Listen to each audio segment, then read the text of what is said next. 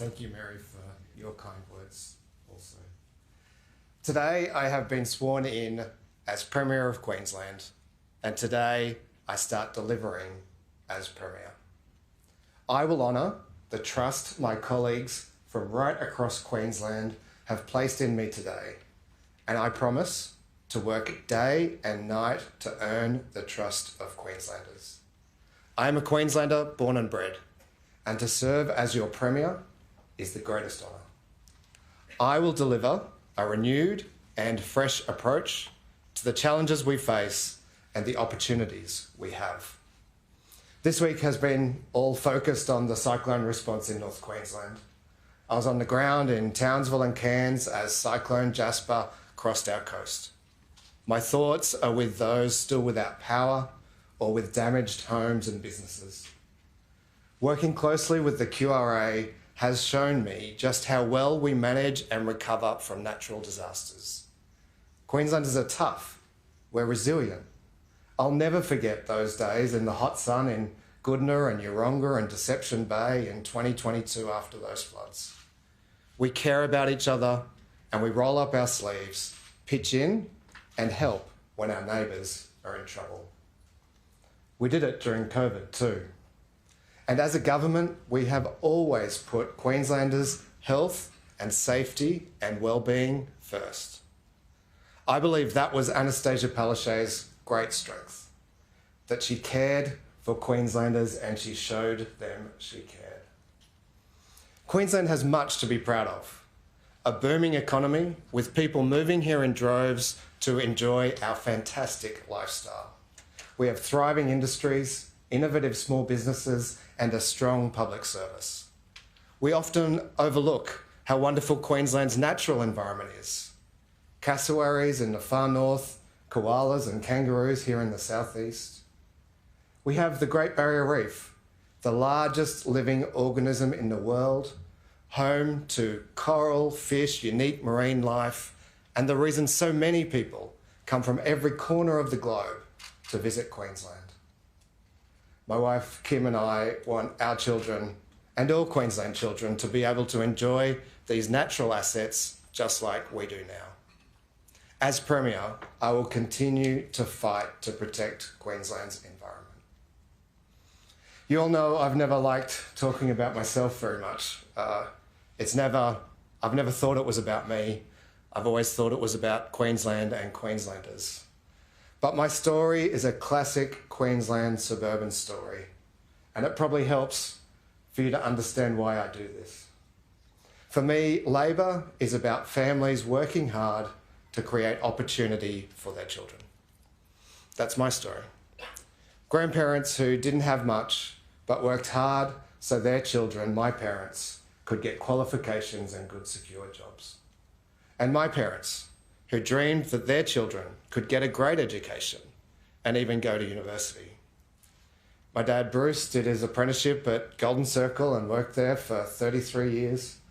My mum, Christine, started in the public service as a clerk and finished her career as a workplace health and safety inspector. My parents worked hard, created a loving home for me and my sister Kate, and encouraged us to do well at school. For me, that turned into a scholarship to go to university, the first person in my family to do that. It's this lesson of working hard to get ahead and provide for your family that's at my core and will stay at the core of my work as Premier. But we all know that this generational progress that I experienced, it's not inevitable. It comes from good government policies that make education accessible for all people. It's only Labor governments that deliver this. That's why I joined the Labor Party at just 16, because I could see that the opportunities I had were thanks to my parents' hard work, but enabled by Labor governments. Labor governments that deliver quality education, access to free healthcare, and build affordable housing. We're the party of workers' rights. We're the party of TAFE and universities, of Medicare, PBS, and the National Disability Insurance Scheme. Strong Labor governments give people the chance to create something better for their families. This commitment to give back to hardworking Queenslanders to create opportunities for our children will be central to my government. Kim and I know that our 3 children, Sam, Aiden and Bridie, can dream of doing anything. They have so much potential growing up here in Queensland today. I wish my parents and grandparents could have dreamed the same dreams, but I hope they know how their hard work changed the course of our lives and gave us what we have today. I'll be forever grateful to them. I'd also like to thank all the wonderful teachers who helped me on my journey. In fact, my English teacher, Roz, is here with us today. And I'm thinking of all those recent high school graduates who get their ATARs today. I'd also like to thank the union leaders here today too. I'm proud to be a member of 2 unions that represent public servants and some of the lowest paid workers, like cleaners and childcare educators. They represent hundreds of thousands of Queenslanders. I've been criticised for listening to the unions that represent Queensland workers.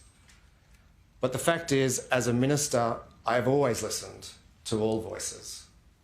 When I was Environment Minister, I listened to the conservation groups and the scientists, and also the cane growers and the farmers and the fishers. When I was Health Minister, I listened to patients and doctors and nurses, pharmacists, GPs, AMBOs, and the businesses that make life-saving drugs and equipment. During COVID, everybody had an interest in health, and I listened to all of their views. I assure Queenslanders that that will not change. That's why today I'm announcing I will create a new Queensland Leaders Forum to bring together business, industry, community and unions in the one room to work together for Queensland's future. That's what we did during the COVID response. It worked well, and I'm bringing it back. Giving people opportunity will be central to my government because in so many ways, that's the story of Queensland. We're a state of great opportunity and of great strengths. Strengths like our people, who are bold, brave and visionary. We are a smart state of smart people who take risks and make things. We're also Australia's most decentralised state, with strong regional communities that back themselves, their industries and their futures. I know our regional communities are the backbone of Queensland's economy. Our strength as a resources, agriculture and energy powerhouse, the source of prosperity in a global market. We must safeguard our future. I'm from the suburbs, but I will be a Premier that unites the city and the bush. A Premier that works for Queenslanders, whether you live in our regions, our suburbs or the inner city. Because there is so much more that unites us than divides us. Right now, I want us to unite on the opportunity of decarbonisation. Our trading partners, particularly in Europe, North America and much of Asia, are demanding the places they trade with act responsibly.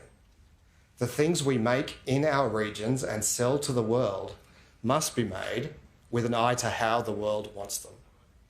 That's why responsible emissions targets are essential to jobs in our existing industries like mining, agriculture and manufacturing.